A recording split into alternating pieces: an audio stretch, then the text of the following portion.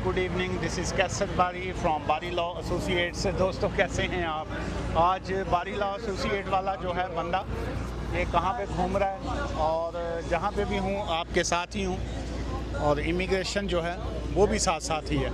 ये कुछ दोस्तों के सवालात हैं, उसके ऊपर मैं आपको इन्फॉर्मेशन देता जाऊँ, साथ साथ आपको यहाँ का एक मेला है, मेला भी दिखाता जाऊँ, और डिस्क्लेमर भी ये है कि it's not a legal advice.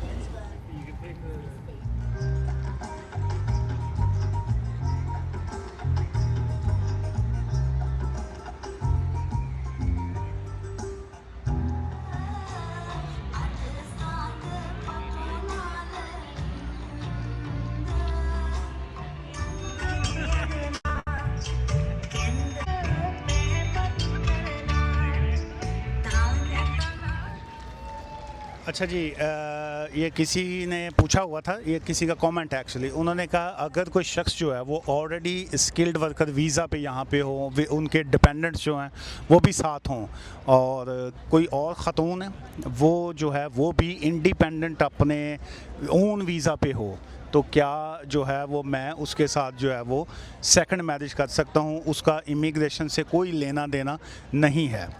सब तो पहले तो मैनू समझ नहीं आती अजकल लोगों को एक विआह दे विचों की नहीं कढ़िया हुंदा जिहड़ा दूजे विआह चों कढ़ना चाहते हैं। वाह, अच्छा, यहाँ पे आप देखेंगे कि मुख्तलिफ इंडिया की साउथ से भी लोग हैं, पंजाबी भी हैं, बहुत तरह की कम्युनिटी है, लेकिन बहुत अच्छा लगा ये सब देख के कि आप ये देखेंगे कि डिफरेंट कम्युनिटीज़ के लोग हैं, लेकिन साबित कर रहे हैं कि हम दूसरे कंट्री में जाके एक ही हैं। इंडिया, पाकिस्तान, बांग्लादेश, किसी की कोई डिवाइडेशन नहीं, ऑल टुगेदर, लिविंग टुगेदर। अच्छा चलो बैक टू अपना ओन सवाल, क्या वो इंडिपेंडेंट के हवाले से पूछ रहे हैं। देखिए मुझे नहीं पता आपकी सिचुएशन क्या है। द सिंपल आंसर इज़ कि आप यूके में जो है इंग्लिश मैरिज करते हुए दो बीवियां सेम टाइम इकट्ठी नहीं रख सकते। अब हुण तुसी उन्हां नूं किवें रखना है इत्थे, या उन्हां ने तुहानूं जुत्ती ते रखना है, या तुसी उन्हां नूं रखना है, तुहाडा ज़ाती मसला है। मैं सिर्फ यहाँ पे आपको कानून बता सकता हूँ।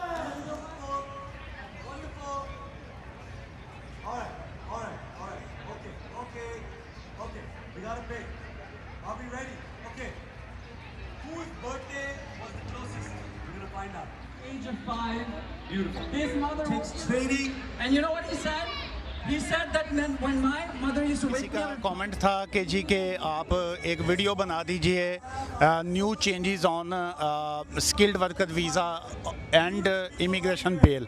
सो आई डोंट नो आपका सवाल एक्चुअली था क्या। द सिंपल थिंग इज़, अगर कोई शख्स जो है वो इमिग्रेशन बेल पे है तो वो अपना वीज़ा जो है स्किल्ड वर्कर वीज़ा पे स्विच नहीं कर सकता अनटिल अनलेस जो है उसको जो है आप अपनी इमिग्रेशन बेल जो है सबसे पहले उसको ख़त्म करवाएंगे। अदरवाइज़ आप अगर इमिग्रेशन बेल पे हैं तो आप वीज़ा पे स्विच नहीं हो सकते।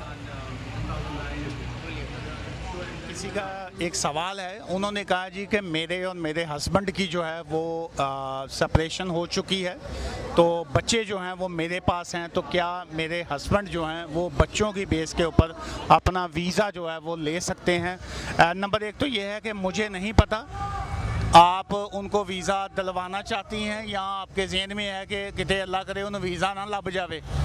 आपने आपकी जो बॉडी लैंग्वेज है लाइनें लिखने की, वहाँ से तो ये लग रहा है कि आपको फ़िक्र है कि मेरी सेपरेशन तो हो गई है, तो ये ना हो कि मेरा हस्बैंड जो है वो कहीं वीज़ा ही ना ले लें। सो देखिए, अब ऑल सिचुएशन पे डिपेंड करेगा कि उनके हालात क्या हैं, उनके मामलात क्या हैं, उनका वकील क्या है, सबसे डिपेंड करेगा उनके वकील के ऊपर। अगर तो मैं हूँ उनका वकील तो फिर तो वो ले ही लेंगे वीज़ा, ठीक है, फिर तो उन्होंने कोई किसी दी माई भी नहीं रोक सकती। सो अब प्रॉब्लम ये है कि अब आपका असल मसला क्या है मुझे कोई समझ नहीं आई। सो अब क्या इसका मैं आंसर दूँ? विच करके मैं आंसर तो दे ही दिता, कि यूके किसी के बाप का नहीं है, इसलिए हर शख्स का यहाँ पे लीगल राइट है रहने का। कोई किसी को यहाँ से निकाल नहीं सकता, कोई किसी को यहाँ पे जो है किसी बिला वजह जो है वो तंग नहीं कर सकता। अपनी अपनी ज़िंदगी है, जिए। कोई अगर रहता है तो उसको रहने दें, कोई खुश रहता है उसको खुश रहने दें, कोई गम में रहता है उसको गम में रहने दें। खुश रहिए आप भी।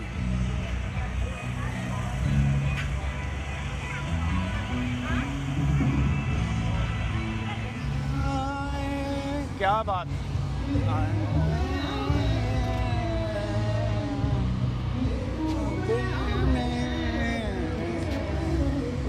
आंखों के सामने।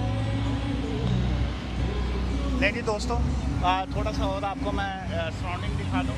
और किसी का एक कमेंट आया हुआ था कि भारत में अगर कोई भारतीय शहरी किसी दूसरे मुल्क की शहरियत ले लेता है तो आम तौर पर उसकी भारत की शहरियत ख़त्म हो जाती है और उसे भारतीय पासपोर्ट वापस करना पड़ता है, क्योंकि भारत दोहरी शहरियत को ड्यूल सिटीज़नशिप की इजाज़त नहीं देता।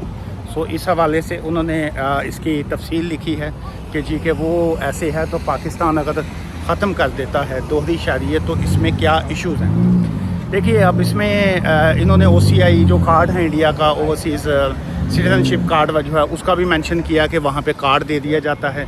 और देखिए पाकिस्तान, हर कंट्री का एक अपने रूल्स हैं, अपने रेगुलेशंस हैं, हर कंट्री का एक अपना कानून होता है।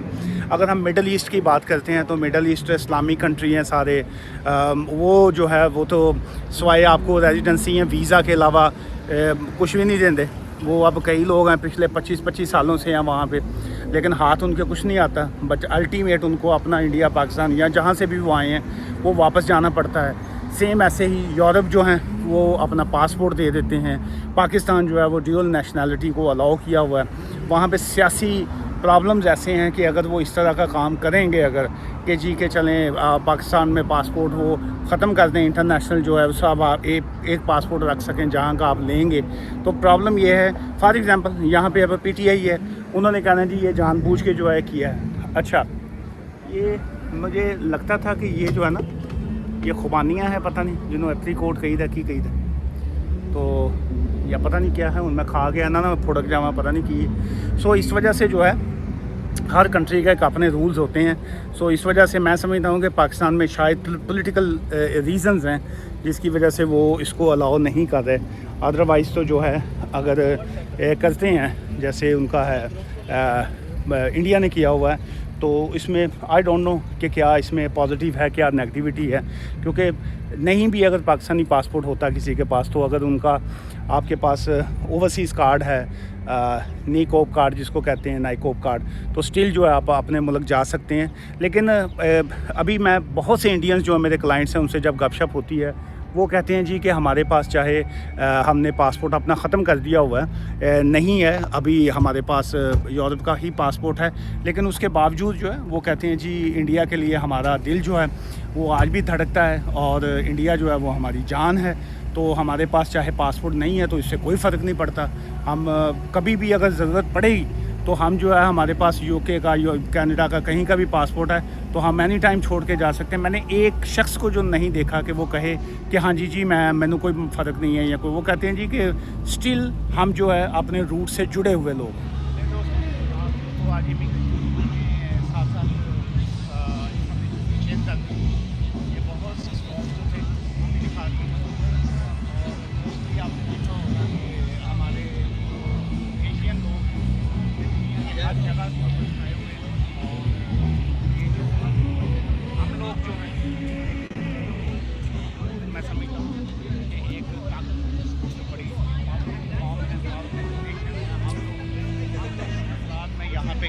कनाडा की बात